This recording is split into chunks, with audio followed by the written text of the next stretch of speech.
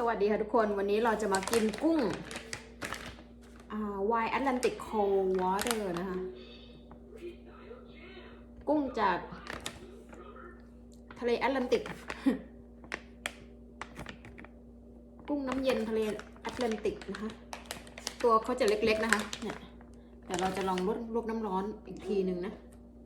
อันนี้ไม่รู้ว่าสุกready to eat นะ ready to eat มีป้ายบอก ready to eat นะคะทานได้เลยแล้วก็จะกินจะใส่อันนี้ด้วยเท้าเล็บมือนางอะค่ะเล็บมือนางยำเล็บมือนางอันนี้เขาทำสะอาดมาแล้วนะคะทำสะอาดมาแล้วแพ็คนี้ประมาณ200 บาทแพ็คเนี้ย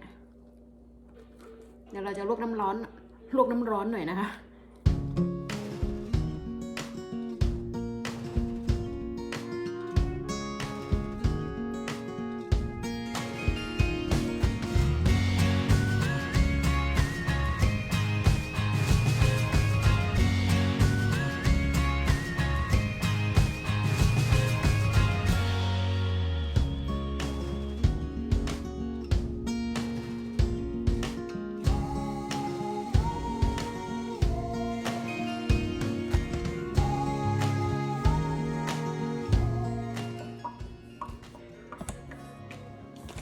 แกะเล็บมือนางล้างกันนะคะ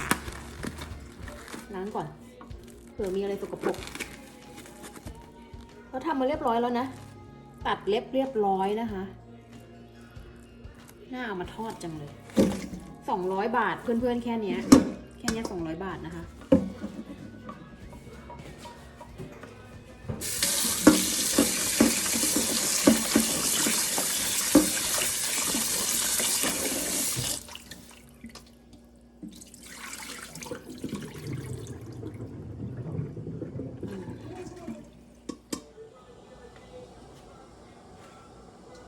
รอน้ำเดือดหน่อยเดือดแล้วใส่ไปเลย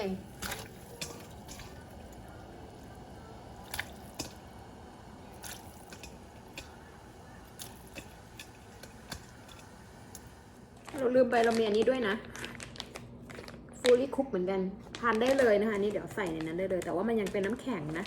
แต่เรารอให้ละลายน้ำแข็งสักพักนึงนะไม่รู้จะทันบอกไทล่าก็ชอบกินด้วยนะไทล่าชอบกินหอยนี่มาแกะกุ้งแอตแลนติกเนี่ยกุ้งน้ำเย็นนะคะตัวน้อยนึงกุ้งน้ำเย็นตัวน้อยนึงไม่ใช่ lobster ตัวใหญ่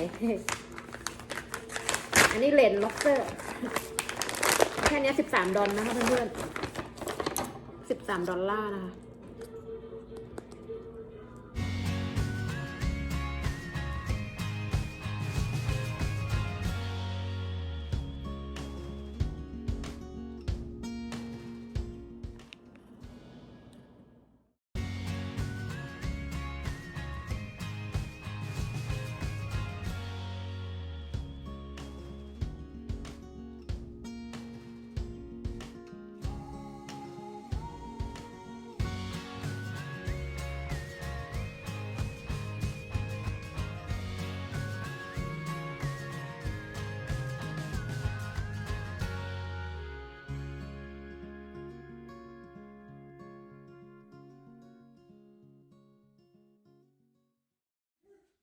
ขั้นตอนการยำก็ใส่มะนาวน้ำปลาน้ำตาลนะคะพริกเครื่องปรุงทั้งหมดใส่ลงไป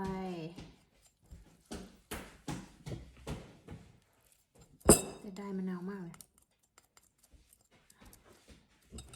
มะนาวแพง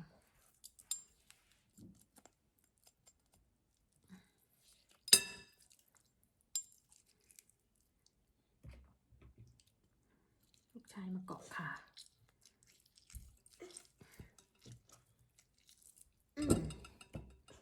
บีบนวด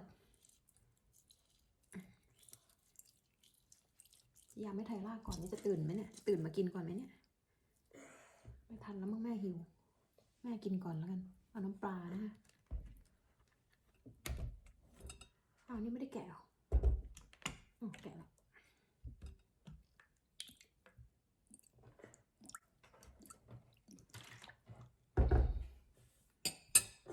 น้ำตาลนะคะพริกป่น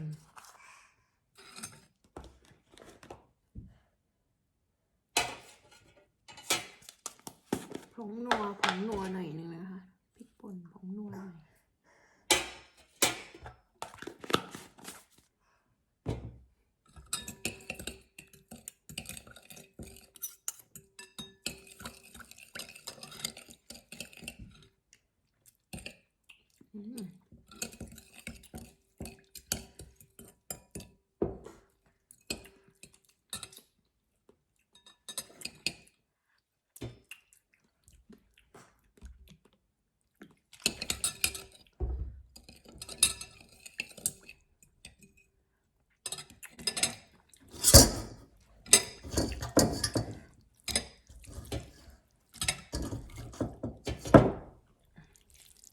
เหลือไว้ไทล่าหน่อยเผื่ออะไรไทล่าจะกิน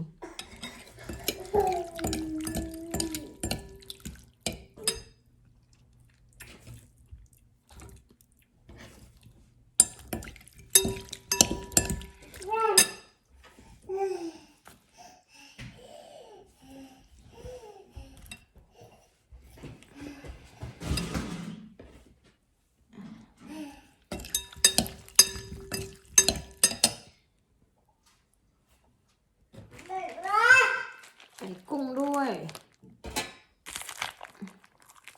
กุ้งแอตแลนติกนะกุ้งน้ำเย็นนะแต่ว่าเนื้อเยอะนะเนื้อเยอะนะแพงแต่เนื้อเยอะนะได้เนื้อเยอะนะชิมดิอร่อยไหมอร่อยนะ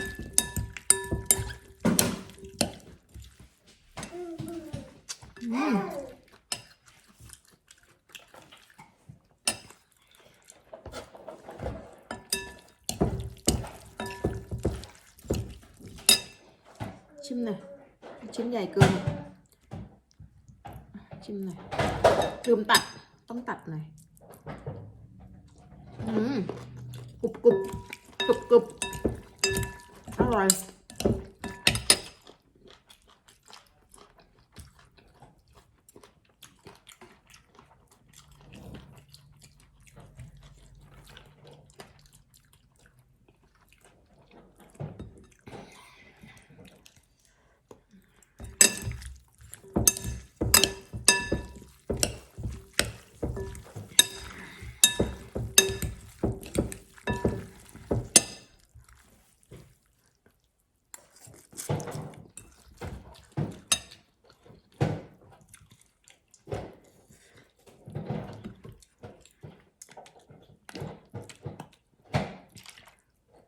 มันต้องรสจัดนะ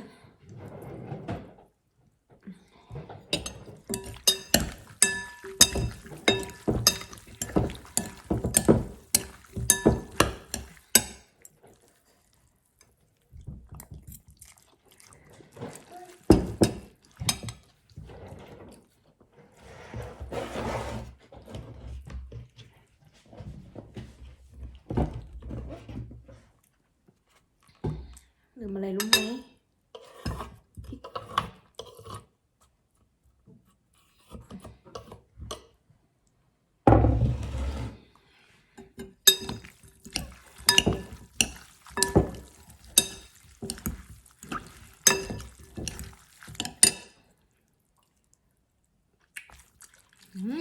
สุดยอดชิมหน่อยชิมแล้วชิมอีก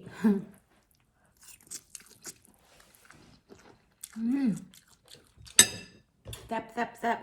ขอน้ำมะนาวหน่อยมะนาว2 ลูกเลยนะเนี่ย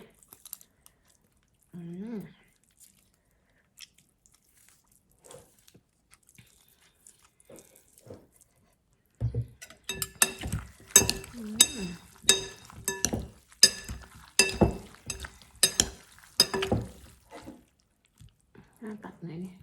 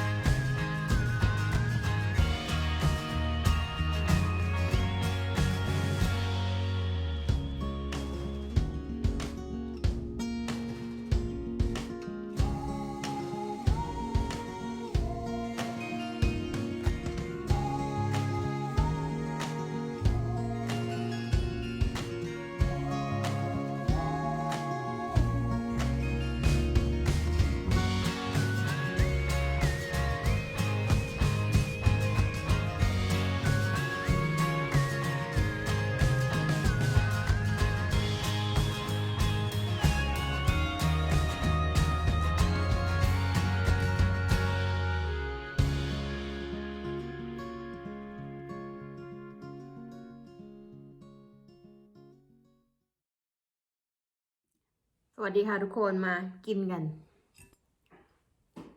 ชิคเก้นฟีตเท้าไก่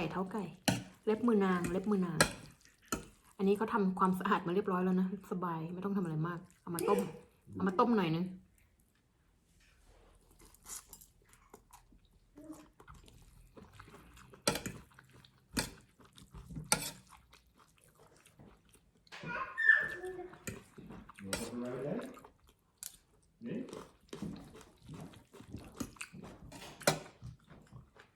แค่ลิปพิมพ์วิดหมี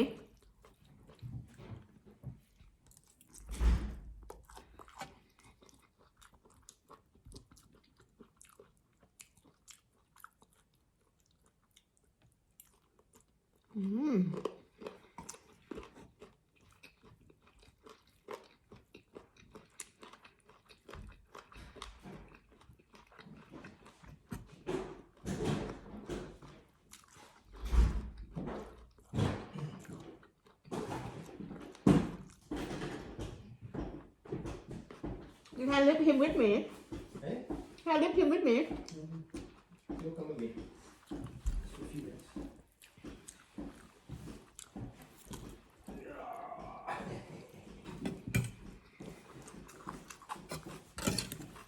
Hey, baby. Well, maybe I will have to leave him with you now.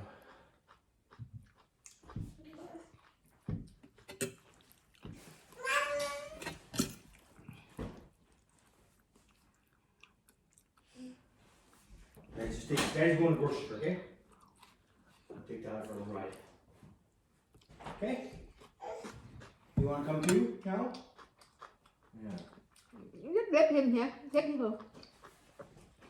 How about I don't go at all and I'll just fucking walk over later?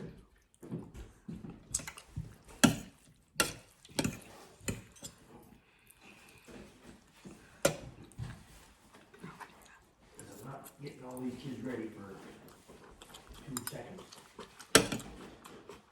Okay.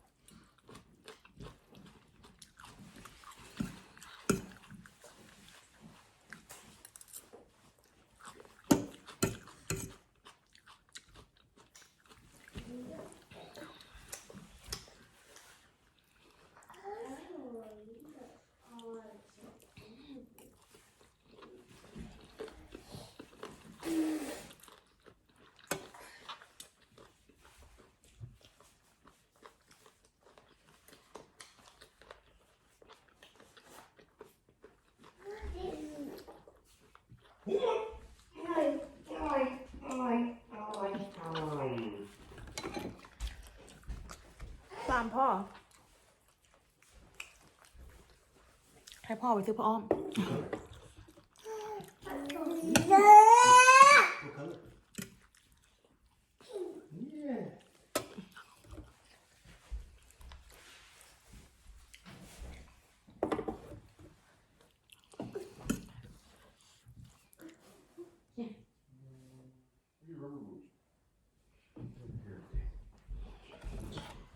แม่จะกินไม่ตามพ่อ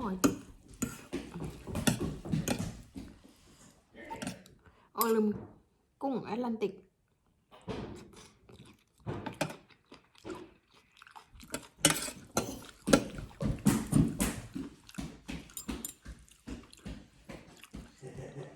เค็มๆมีกลิ่น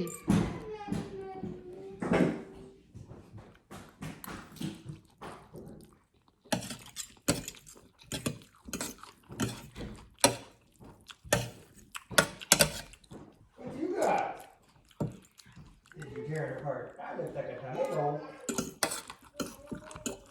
Is that a tomato? Is that a tomato? Tomato? A potato?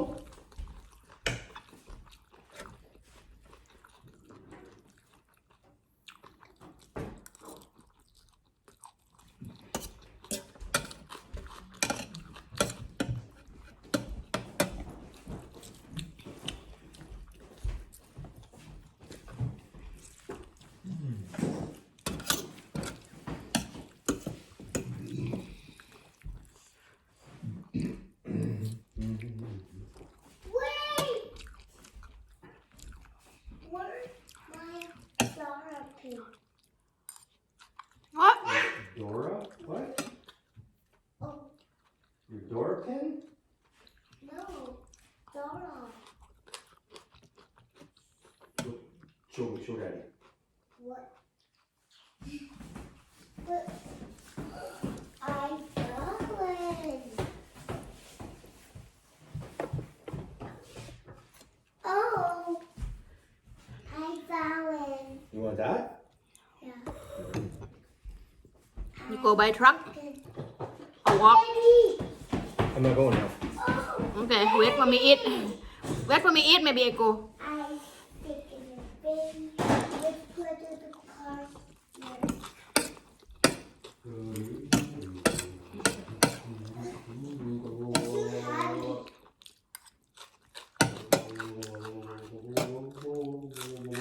Mommy. Okay.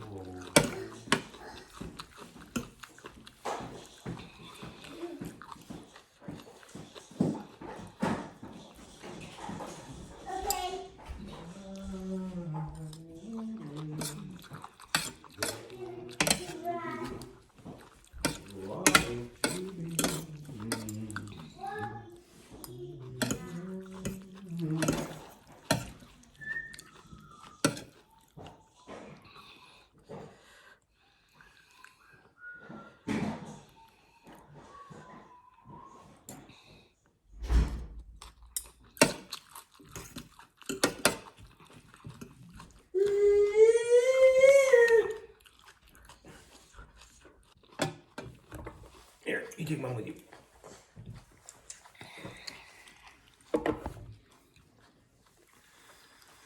You in the garage. Doing some stuff over here.